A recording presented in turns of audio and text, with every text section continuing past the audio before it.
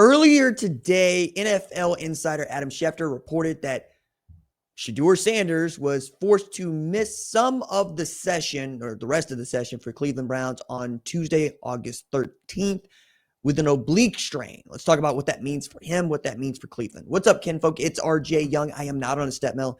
If this is your first time watching Adapt and Respond, we talk football year round. If you're into that, go ahead and hit that subscribe button, like this video, and answer the question in the comments below.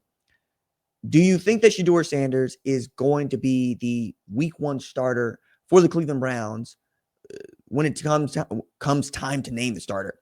There are 5 quarterbacks on the roster at Cleveland, and Kevin Stefanski has said they're going to carry 4, which is one more than most teams traditionally carry on their 53-man roster, even when one of those guys is inactive. I think this says a lot. Then you're talking about there have been folks that have reached out on trade opportunities for Dillon Gabriel, their third-round left-handed former Oregon quarterback who, won a Big Ten championship, right? Like, I think that's pretty exciting to think about because it means you got more trade assets, but it also means that Shedeur Sanders is doing what many of us thought he would do once he got to the NFL, which is proving value and showing that he is indeed a quarterback capable of starting in the NFL. For many people, that was still a question. For some, it's going to remain a question. I think that Shedeur Sanders has already begun what I call the Josh Allen journey, which is when there is a small group, or I should say a group of people that believe in your talent, that have seen it, that understand that if things lock in the way that we think you're going to go be great. With Allen, it took a little while. He would throw footballs into the stands. It didn't seem like he understood what he was seeing. He looked like he was getting spooked quite a bit. And then almost overnight, given snaps, given opportunities, given experience, he turned into one of the 3 best quarterbacks in the entire league, joining Patrick Mahomes and Lamar Jackson in that super elite tier of quarterbacks. I think you could also throw Joe Burrow in there, Jalen Hurts if you want to, at some level. Now, the Browns are still the Browns, right? Joe Flacco is in his 40s now. Kenny Pickett, drafted in 2022 as a first-round pick, is already played with 3 different teams and probably won't be the week 1 starter, but might be the eternal number 2 on the depth chart for the Cleveland Browns. You bring in Tyler Huntley because Dillon Gabriel and Kenny Pickett have suffered injury, and now you've got Shedeur Sanders with an oblique strain. And there are already rumors as to why this is happening. And given some of the rhetoric that has come out of Jimmy Haslam and what's coming out of Kevin Stefanski, nobody can really tell you what they think of Shedeur, except that when he played in that preseason game against the Carolina Panthers, he played well. And he played well with 3rd and 4th string players. 2 TDs in that game, 138 yards. For those that have watched a lot of Colorado football, a lot of Jackson State football, it was kind of sort of mediocre Shedeur Sanders. Well, it certainly wasn't him at his best. It wasn't him at his worst. But it's kind of about what you expected. He ran around a little too much because he's got some Deshaun Watson in his game that we would like to see him get rid of. He wasn't as clean when he was dropping back in the pocket to make those throws, but when he was on time.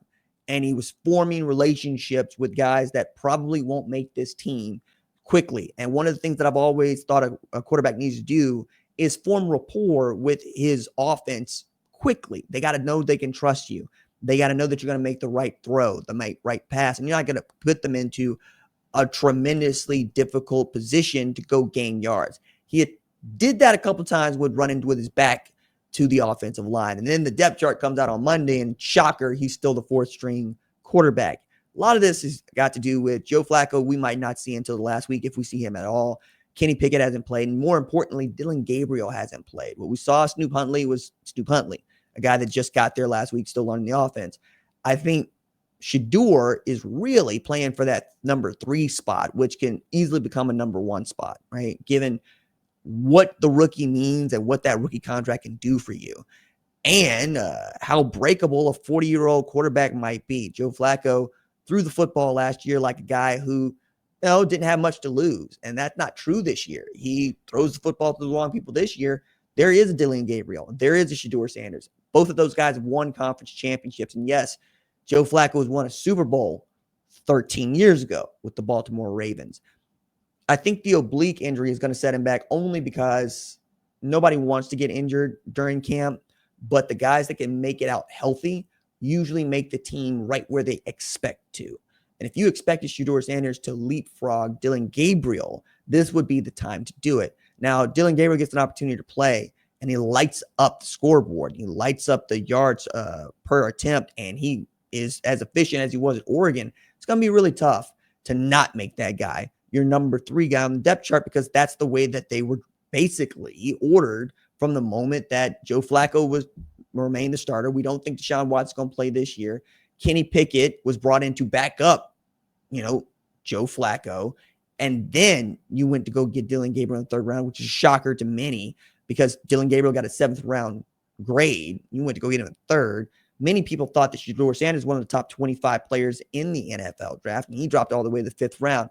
And it feels out of order.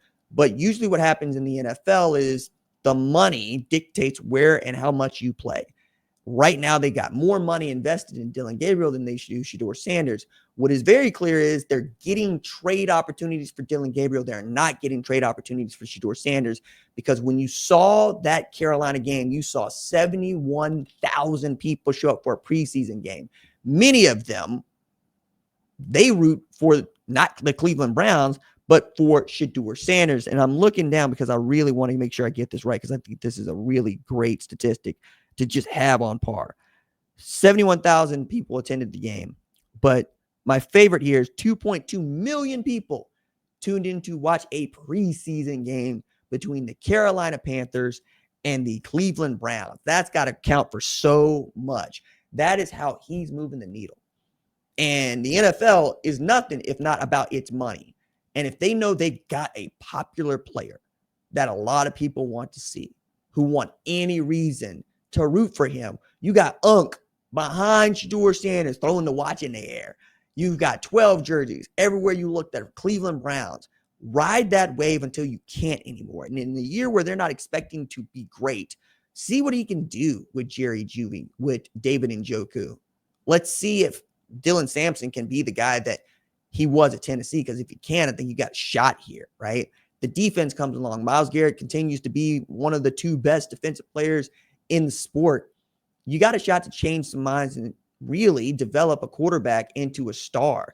Now, Kevin Stefanski, who's great offensive mind, pretty damn great quarterback coach himself, probably sees the tools there that Andrew Berry saw and would like the opportunity to develop them too. But at what cost, right?